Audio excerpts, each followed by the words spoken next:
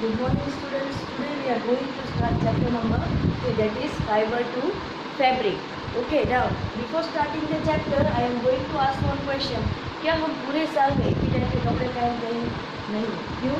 According to the climatic condition we are wearing the different kinds of the clothing. Even according to different occasion we are wearing the different kinds of the clothes. So what is the importance of the clothes? Importance, क्या क्या importance हो सकता है cloth का, जरा सोचिए. Yes, we can say they can protect us from the heat and cold, right. फिर कपड़े की वजह से हम अच्छे भी दिखते हैं ना, अलग अलग ओकेजन्स में अलग अलग कपड़े पहनते हैं. देन अलग अलग टाइप के कपड़े, अलग अलग मटीरियल, जिसमें से फैशन की वजह से भी फैशन के लिए भी हम अलग अलग टाइप के मटीरियल यूज़ करते हैं, राइट. तो we will see most common use or importance of the cloth. That is importance of the cloth. They protect us from the heat, cold, and then they make us look nice and decent, right. ये common examples है जो common uses है clothes के, common importance है. Now our chapter title is fiber to fabric. What is fiber and what is fabric? तो कोई भी type का मटीरियल है, cloth material, that is known as fabric.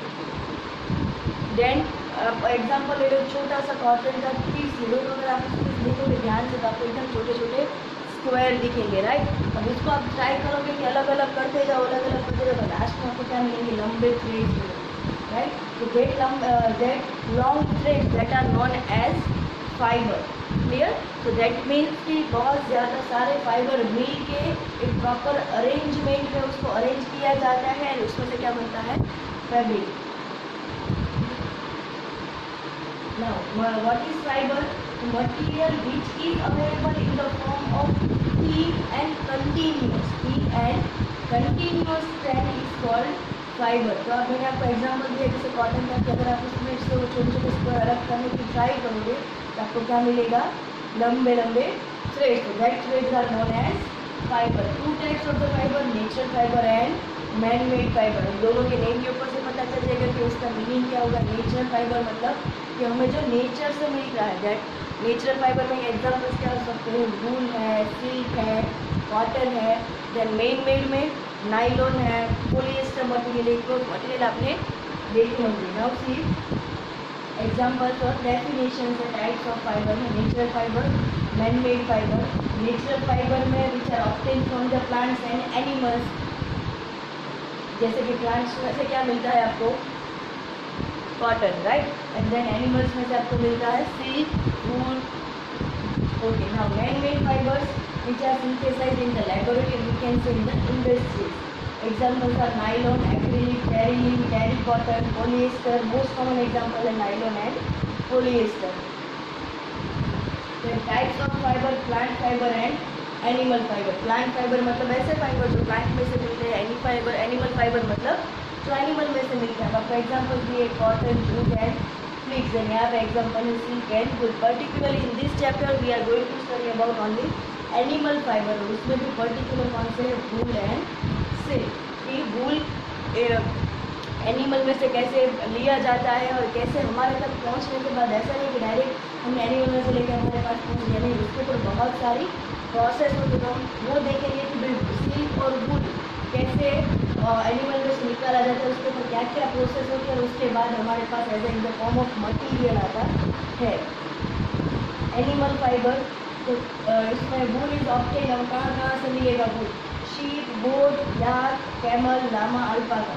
ये सारे एनिमल्स ऐसे हैं जिसमें से आपको वूल मिलेगा, राइट. सारे फिगर्स अभी है, इसमें आपको मैं दिखाती हूँ. And silk is obtain from the silkworm. अब आप बोलोगे मैम सिल्क वॉर्म बहुत इंसेक्ट है तो उसको एनिमल में कैसे लिखा है, right. But in case of the science सारे लिविंग ऑर्गेनिजम्स जो मूव हो सकते हैं, मूवमेंट कर सकते हैं, that all are organisms are considered in the animals. Plant के सिवा के जो भी लिविंग ऑर्गेनिजम्स है जो मूव हो सकते हैं, that are considered into the animals. फिर वो insects हो, birds हो, all are considered as a animals.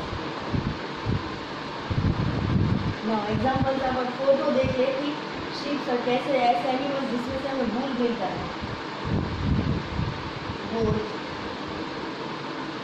yak, camel. देखा हो ध्यान से, ये कैमल अलग है, जो डेजर्ट में देखो इस टाइप की स्किन नहीं है, इसकी स्किन देखो है, उसकी स्किन के ऊपर फर्स, हमें जो डेजर्ट में कैमल देखो उसकी स्किन पर इतने फर्स या हेयर आपको मिलता नहीं है। लामा, देन सिल्कवॉर्म, राइट, छोटे छोटे insects. Now wool, that is wool is obtained from the fleece of the sheep goat। fleece मतलब उनकी बॉडी के ऊपर की जो हेयर है, वो तो अलग अलग एनिमल्स, हमने ऑलरेडी फोटोज देखे वही है एग्जाम्पल्स में। दीज एनिमल्स है thick coat of the hair, उनकी बॉडी के ऊपर ये थिक कोट मिलता है हेयर का। वो क्यों मिलता है, क्या रीजन है उसके पीछे का, तो वो जरा देखेंगे हम। That is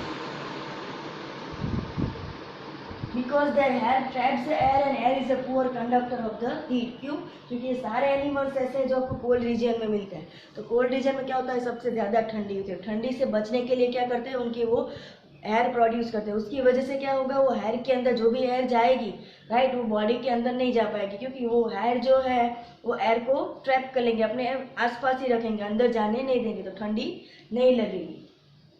Thick layer of hair keep their body warm and protect from the harsh cold. For obtaining wool, animals are reared and then their hair is cut and processed into the wool.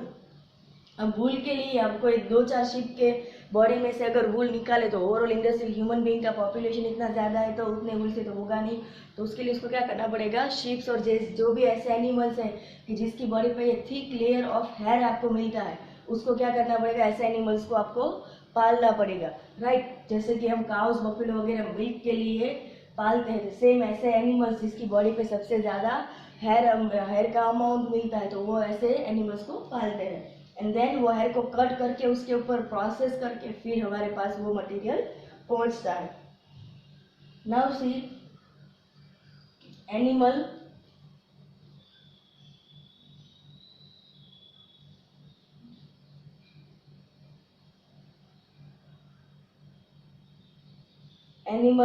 वूल, तो अलग अलग type के वूल सब हम देखेंगे। That is many breeds of sheeps are found in the India में भी ships का रियरिंग किया जाता है, उसके ऊपर से वूल निकाला जाता है। Sheep gives a milk and meat, दूसरा पर्पस क्या है, milk and meat, and in addition to wool but are mainly used to obtain the wool in different parts of the world. Sheep wool is the most common, सबसे ज्यादातर वूल किस में से बनता है, शीप वूल में से।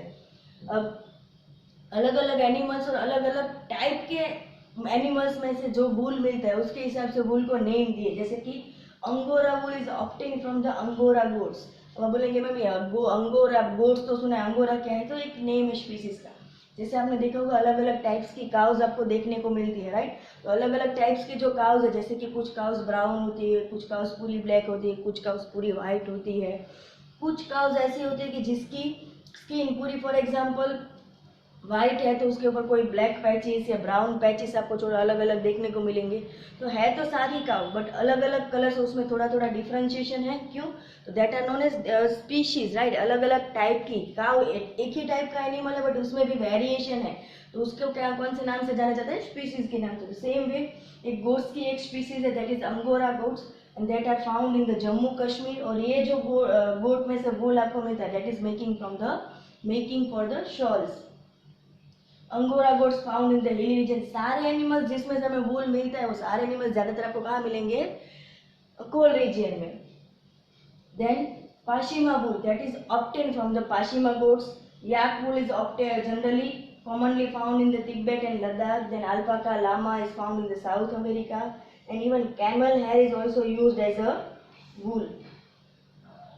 Now processing of the wool. वूल के ऊपर क्या क्या प्रोसेस होगी तब जाके वुलन मटेरियल बनता है या वुलन का थ्रेड बनता है। तो shearing, scouring, sorting, bird separation, dyeing and spinning, ये 6 स्टेप से और 6 स्टेप में से पास होकर आपने जो वूल देखा है वो वूल बनता है। Now see the fleece of the sheep is removed. First आपका स्टेप है शेयरिंग। शेयरिंग मतलब क्या होगा, जो भी एनिमल्स है जिसकी बॉडी पे से हमें हेयर निकालने हैं, तो with the help of the machine we are removing the hair from the body of the animal. तो that step is known as shearing. क्या करना है, जो भी एनिमल्स है उसकी बॉडी के ऊपर से हेयर को निकालना है, तो वो जो स्टेप है that step is known as shearing. मतलब अब वो कैसे करेंगे, आप सबने एग्जाम्पल कैसे निकालेंगे, तो आप सबने देखा होगा ट्रिमर्स, राइट। ट्रिमर ज़्यादातर यूज़ करते हैं जेंट्स, पापा भाई शायद घर पे भी यूज़ करते होंगे आपके घर पे। सो वो ट्रिमर क्या करता है, घर पे जनरली हम जेंट्स यूज़ करते हैं सेविंग के लिए। सेम उसी टाइप का मशीन होता है कि जिसकी हेल्प से वो क्या करेंगे, शीप की बॉडी के ऊपर से हेयर रिमूव करेंगे। तो that step is known as shearing. Now see the fleece of the sheep is removed from its body along with a thin layer of dead skin by using the machine। से एकदम नजदीक से hair की एकदम skin के एकदम नजदीक से क्या करेंगे, वो शीप के हेयर को निकालेंगे। This process of removal of fleece, ये डेफिनेशन याद रखनी है, removal of the fleece from the animal and is called shearing. Fleece मतलब hair, clear. Now second step, अब हमने शीप की बॉडी के ऊपर से हेयर तो निकाल लिया, राइट। बट शीप तो बहुत सारी जगह पे घूमते रहते हैं, ये वो, हमारी तरह उनका तो रोज नहाना होता नहीं है। तो वो जो हेयर्स हमने निकाले वो भी डर्टी होंगे, डस्ट होगी बहुत सारी उसमें, तो उसको प्रॉपर क्लीन करना पड़ेगा। तो सेकेंड स्टेप है उसका cleaning step. The sheared skin with hair is washed in the tanks to remove the grease, dust and dirt. क्या करना है, उसको सारा जो भी हेयर हमें निकाले सारे हेयर को प्रॉपर वॉश करना है, that is known as scouring. The process of washing the sheared wool in the hot water is followed by drying is called scoring। मतलब कि उसको गर्म पानी में प्रॉपर से वॉश किया जाता है, फिर उसको सुखाया जाता है। तो second step that is cleaning step, okay, washing of the hair, that is known as scoring.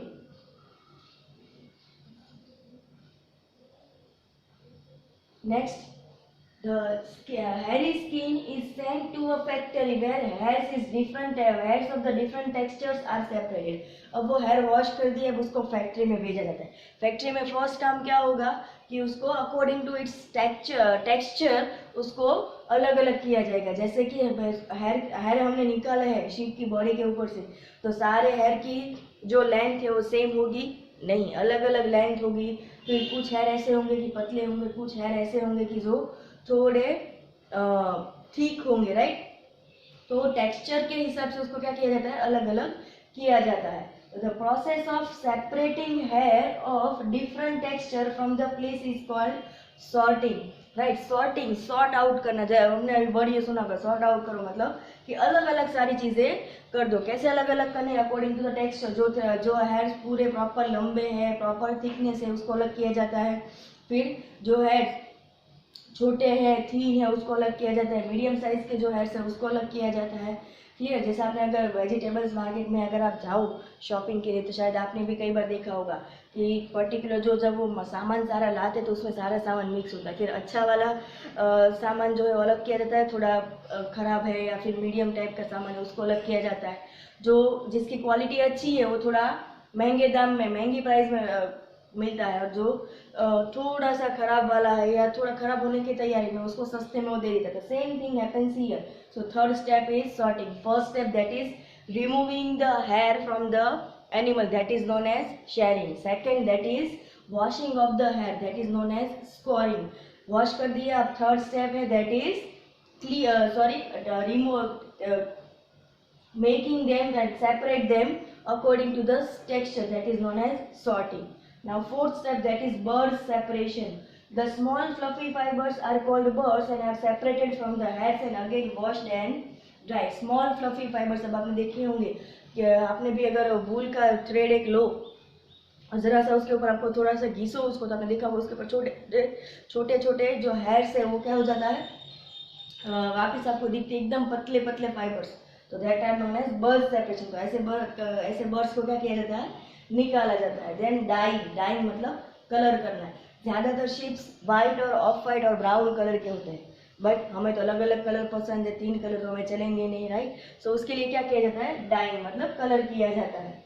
Natural hair of the sheep is white, brown and black. The raw fibres are dyed in the different colour. Then spinning मतलब अब एक बार fibres क्या हो गए, हमारे fibres ready हो चुके हैं। अब फाइबर्स को क्या किया जाता है, स्पिनिंग किया जाता है। जनरली स्पिनिंग का मीनिंग होता है घुमाना, राइट। बट यहाँ पे स्पिनिंग का मीनिंग मतलब क्या है, फाइबर्स को प्रॉपर अरेंजमेंट करके उसका थ्रेड बनाना, clear. Now the raw fibres are then straighten मतलब एकदम सीधा करेंगे रो फाइबर्स को। देन कॉम्ड, जैसे हम कॉम से अपने हेयर कॉम करते हैं, हेयर बनाते हैं, राइट। तो सेम यहाँ पे भी ये भी थ्रेड है लंबे लंबे, तो उसको भी प्रॉपर उसमें भी टेंगल्स ना है, उसकी वजह से उसको क्या करना पड़ता है, कॉम करना पड़ता है। Then roll down into the yarn. अब रोल्ड इनटू द यान, अब आपने देखा होगा कई सारी जगह पे, स्पेशली ये आपने यान के मटीरियल जो रोल्स है वो देखे हो, मशीनरी में ज़्यादातर यूज होते हैं। And they are then spun and woven into the fabric. अब वो जो थ्रेड्स है, यान मतलब सिंपली थ्रेड, राइट, जो आपने रील के फॉर्म में देखा होगा, तो that are and then they are spun and woven, मतलब उसको बुना जाता है, प्रॉपर अरेंजमेंट की जाती है, उसमें से क्या बनता है, फैब्रिक।